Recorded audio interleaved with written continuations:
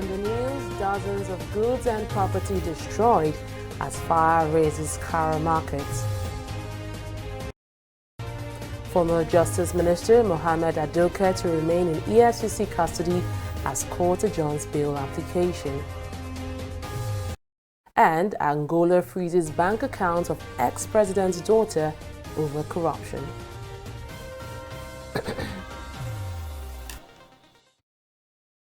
A warm welcome to News Now. I am Fidelia Aguncha. It was a gloomy Tuesday for traders at the Kara Market along the Berger end of the Lagos-Ibadan Expressway following the outbreak of an inferno that destroyed property and vehicles. While experts are still trying to unravel the cause of the inferno, the fire has been put out by men of the fire service who arrived in time to contain the spread of the flames. TV360 Nigeria visited the market and spoke with traders and emergency officials. Take a listen.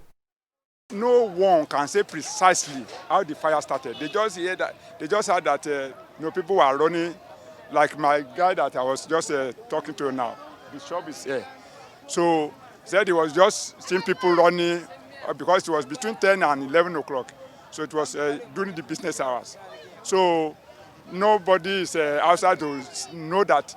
So everybody just heard that people are running scatter, and they came out. They find out that there's fire outbreak. When it happened like this, we used to tell the people who are still around there that they should not build with other things except structure. I mean, they put permanent structure. If they can use block to build, it will not affect them. But instead of them to use block, they will use like a plank to build, which is strong. Because anytime when this thing happened, when there's a plank there, it will affect other places which they have already used the block for.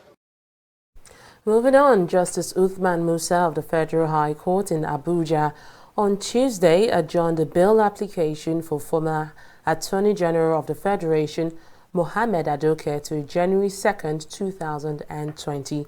Adoke, who is standing trial on criminal charges brought against him by the Economic and Financial Crimes Commission, has been in the custody of the anti-graft agency since he returned from Dubai. Tunjoye now reports.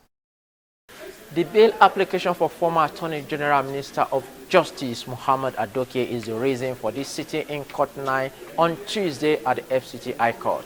Mohammed Adoke was represented by Bensi Igbanoy from Michael Zekume's chambers. Igbanoy moved the bail application, but counsel to EFCC Balazanga reminded the court that there is an order of court granting the anti-graft body power to detain Adoke for 14 days.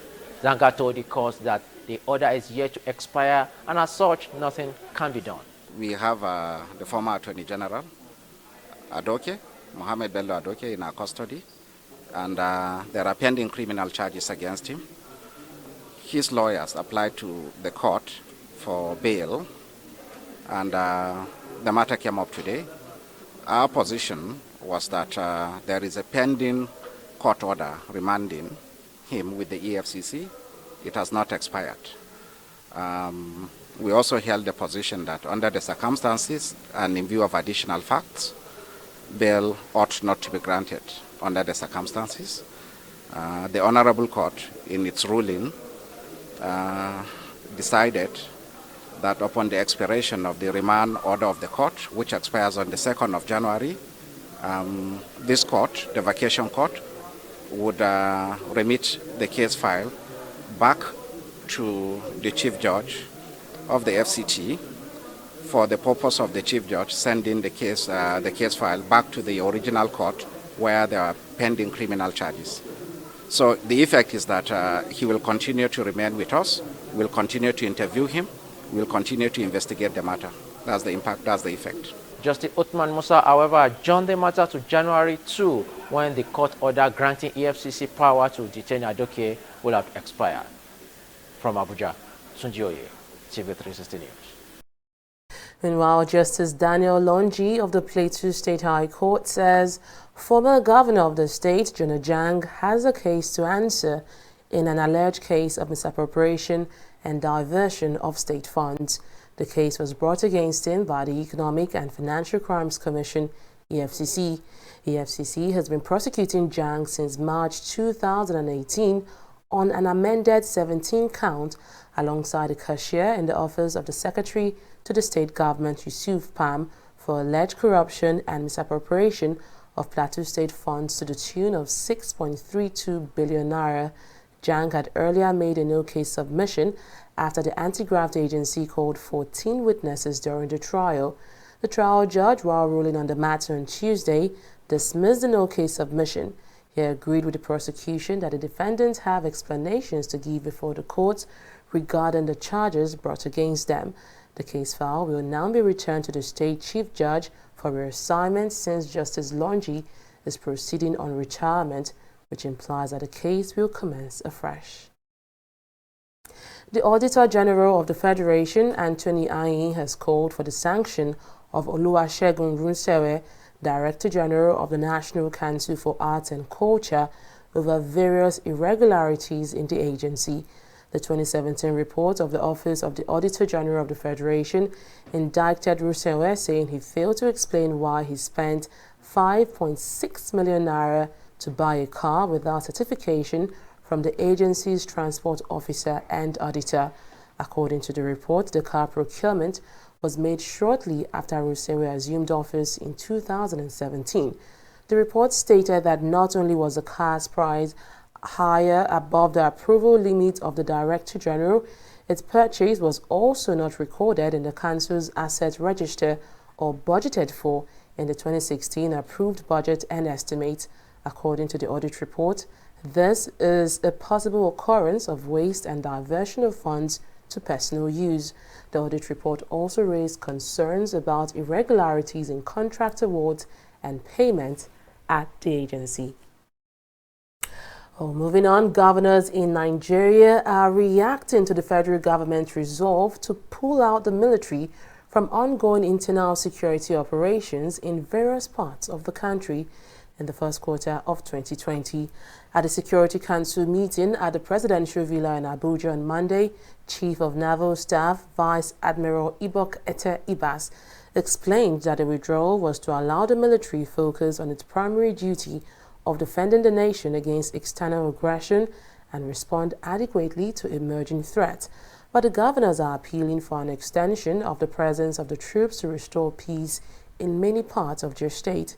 The governors include Samuel Ortom of Benue State, Darius Ishako of Taraba State, and their counterparts in Zamfara State, Bello Matawale. They said the police alone cannot address insecurity in the country and needs the assistance of the military. Well, the Nigerian Army has denied news making the rounds that troops of the Nigerian Army successfully repelled Boko Haram terrorists who attempted to seize Madagali town in Adamawa State. The controversial report stated that the troops successfully repelled the attack and that no casualty was recorded on the part of the troops. But in a statement signed by the Nigerian Army Operations Media Coordinator, Colonel Aminu Ilyasu, the Nigerian Army described the report as false, malicious, and a deliberate attempt to instill fear and cause disaffection among residents of Madagali and the nation at large. The Army statement added that its Theatre Command Operation Lafia Dole is currently in a relentless pursuit of the remnants of criminal Boko Haram and Islamic State of West Africa Province insurgents. Elias also revealed that the Army has launched a special operation nicknamed Operation Rufe Kofa to root the insurgents from their hideout in the northeast.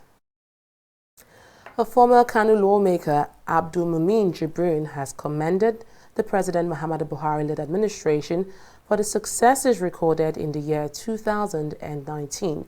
The former lawmaker gave his commendation while addressing State House correspondents after meeting with the president at the Presidential Villa in Abuja. Jibrin's commendation is coming 24 hours after the Minister of Information and Culture, Lai Mohammed, reeled out the achievement of the administration in the year 2019. I had audience with Mr. President, and it's a regular audience to discuss with him all the achievements during the year, to commend him on the progress we've made in terms of the economy.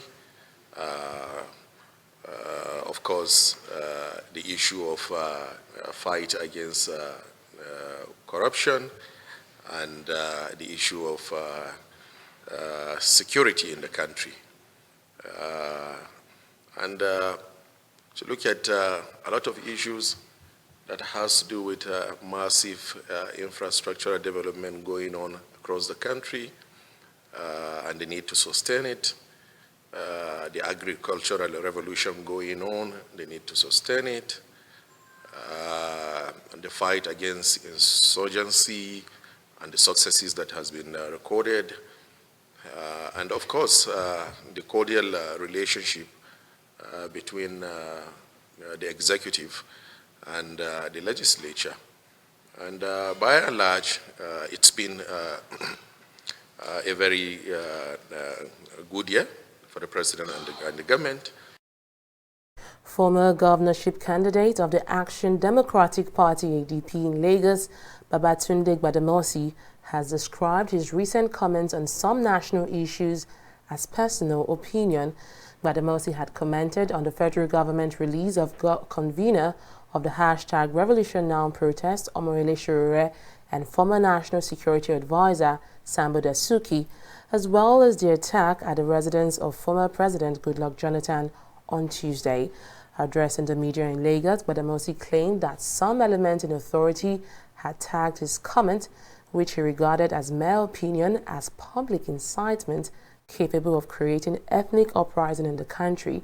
He said the tag was neither true nor represented what he meant to say. The release of Sowore and Dasuki was to divert public attention from the assassination attempt on President Goodluck Jonathan, and attributed that statement to me. Now, in the article itself, they went further to say that I, in fact, had revealed the reason for the release of Sowore and Dasuki. That is to say that I was saying that the attack on Jonathan was the reason why, categorically, the federal government released those gentlemen. But that's not the truth. What I simply stated was an opinion, a suspicion, to which I'm entitled. And if the public space has become one where opinions or suspicions cannot be stated, then we really are in trouble in this country. We must continue to discuss public issues in Nigeria. We must not be afraid to state our opinions in public. Some have said that the stating of my opinion would cause a war, would cause ethnic strife, was the language some of them used. And I completely disagree. News Now will continue in just a moment. Don't go away. Corruption not in my country. That was a very good business. Yeah. The furniture you brought was very perfect. That's how we roll. Let me do you receipts. Yeah. How much was it again? 1 million naira. Okay, write 2.5. Mbano. The deal was for 1 million naira now. Okay, write 3 million. I'll give you 500. Oh no! I don't do business like that now. Yeah. In that case, give me back my check. Let me go and look for someone that understand business. Take. Your loss. It is only for incorruptible customers. What are you talking? Now get that. What kind of this? You will just die. No, you will die. That is the door. Now get out from here. Rubbish. Look, my people, make una only add money for original invoice price. That's not corruption. Say no, not in my country. Corruption not in my country. In the last 3 years, we have built a multi-purpose center, which is the envy of all in our constituency. And I can tell you that the people who are living there are already enjoying it. Guy, do you think what this man just said is true? See, I seriously doubt. I'm sure it's one of those their silly lies. Wait, do you know there's a way to find out if these things he's saying is true or not? This is the Construct app. It gives people like us a sure way to track implementation of constituency projects. It gives valid and verified information on location of projects, amounts allocated, amount funded, the level of job done, and even the profiles of concerned legislators. You and I can post directly on this app. Are you serious? This is the Go-To app. If you want to know how our Commonwealth is being expanded by the government. Wow. Let's even see if what this man said is true. Show me. The Construct app is developed by Other People Nigeria with support from USAID and is available on both Google Play Store and Apple Store. And it's true. Of course, I told you.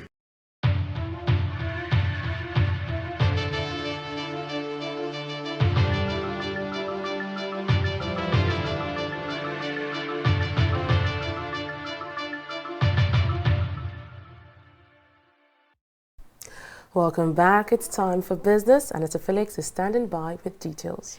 Thank you, Fidelia. President Muhammad Buhari has appointed Ahmed Salijo Ahmed as the Managing Director of the Rural Electrification Agency, REA. The president also appointed Olani Netufo as REA's Executive Director Southwest and Eddie Smith as Non-Executive Director for South-South. He replaces Ogumbiyi, who was indefinitely suspended on December 24th by the Minister of Power, Salim Aman. The minister also ordered an investigation into alleged infractions by the agency under Ogumbiyi. Maman said the move was to sanitize the activities of the REA and reposition it for better service delivery. Ahmed is a renewable energy expert who holds 2 master's degrees in development studies and project planning. For the 3rd consecutive year, the Nigeria Stock Exchange is closing negative, and this time by minus 14.3%. TV360 Nigeria in this next report spoke with stock traders on the floor of the exchange to find out the factors influencing this trend and their forecasts for the coming year. At the sound of the closing gong, trading officially wraps up for the year 2019 at the Nigeria Stock Exchange. From the listing of new equities to mergers and even takeovers, 2019 has been an interesting year for traders at the NSE. It's not been a very good year for the markets. Several stocks are down, recorded losses, especially the high-cap stock. Most of the high-cap stock, save for Nestle, most of the high-cap stock shared some weights this year. The major highlights which we had in the market this year were things like something like the listing of MTN and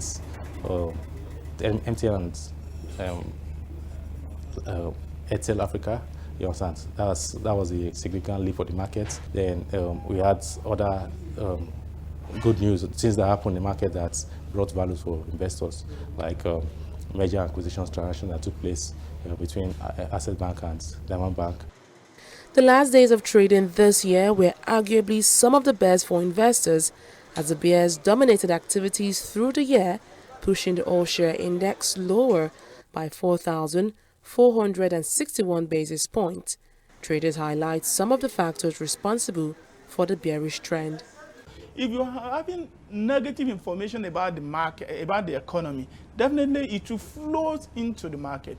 Actually, what we have in the economy is the go slow approach of the federal government, where they're supposed to take a particular economic policies earlier, was taken later in the year. So that thing affects the market generally. And also we see a situation whereby our oil price has been stable, not moving up the way it is projected. And also when you look at our exchange rate, though it's stable, but if you see the level of activity in our exchange rate, you can see it is being managed by the government.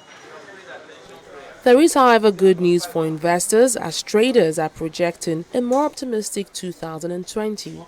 I'm expecting that, coupled with the other economic policy that the government put in place, the inauguration of an economic team and other economic policy that has been put in place closure of borders and other things, and the increasing rate of the productivity in Nigerian economy. So all these things will contribute to what we are going to see in the 2020, which we expect is going to be bullish. To also ensure a smoother market trend in 2020, popular comedian and actor Basket Mouth, who did the honors of sounding the closing gong, promised to drive more attention to the market and boost investment. When I was younger, there were people that I saw, and they made their life more comfortable as they grew older only because of their investments in the stock market. And these days, people are into things that they can make money quicker. And that's why you can hear what, I don't want to talk about that, but we need to start talking, highlight and enlighten the younger ones. And I can promise you that upon leaving this place, I will push I'll drive it, the message of the importance of getting into the stock market. I'll push it for you, and I'll use every platform that I have to drive this, starting from today. The Nigerian Stock Exchange recorded its best performance in March 2008 when the market all-share index reached an all-time high of 66,371 basis points.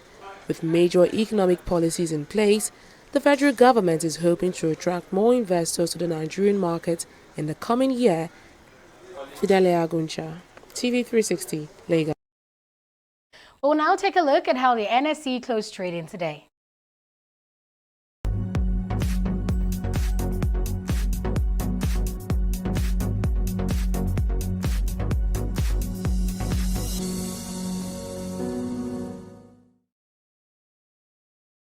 It's the last day of the year and the Nigerian stock market is closing on a positive note, as it has for the past 3 market days. The all-share index is up to 0.87%, while the market cap is wrapping up at just over 12 trillion naira. Now, moving on, we see that with Seplat, Stanbic IBTC Bank, WAPCO PLC and Guaranty Trust Bank, the oil and gas and the financial services sector are making the most gains today. And on the other hand, we see that the index draggers consist basically of the consumer goods sector, which is experiencing the most sell-offs of its shares. Nigerian Breweries PLC, as we can see here, is losing by 75 kobo. UPD Credit here is losing by 4 kobo. Moving on now, we also see that First Bank of Nigeria Holdings and Dangote Sugar are both losing by 2 kobo per share, respectively. And for the market summary, over 1 billion units of shares were sold today in a total of 5.496 billion naira, with 2,445 deals. And on the other hand, we see that it's not as it was on the NSE today. It's a bear's market for these foreign stocks, including FTSE, Dow Jones and Nikkei. A very sad and unimpressive end of the year, if you ask me. Back to you now, Fidelia. Oh, thank you very much, Aneta, for that review. Let's now move to the foreign scene. An Angolan court has frozen the assets of Isabel dos Santos, daughter of former President Jose Eduardo dos Santos. The asset seizure is part of an anti-corruption drive by the current government, which is seeking to recover around $1 billion of funds that it is owed by Isabel dos Santos and her associate. The 46-year-old, who owns stakes in the companies, including telecoms firms, United, and financial firms, has denied any wrongdoing during her father's time in office. Often described as Africa's richest woman, dos Santos is estimated by Forbes magazine to have a fortune of $2.2 billion. Her half-brother, Jose Filomeno dos Santos, is also on trial in Angola on charges of corruption. And in sports, Star Times has acquired broadcast rights for the Emirate FA Cup in Sub-Saharan Africa from January 4th, 2020. The company announced this in a statement on Monday by its public relations manager, Kumi Balogun. According to Star Times, the broadcast will run across all platforms, including pay television and Star Times on mobile app, to enable subscribers enjoy access on the go. The FA Cup broadcast will begin with Manchester United versus Wolves, and the main game for the lookout. Other teams in the tournament are Liverpool, Chelsea, Arsenal, and Manchester City. And that's it on News Now. Many thanks for watching. Bye for now.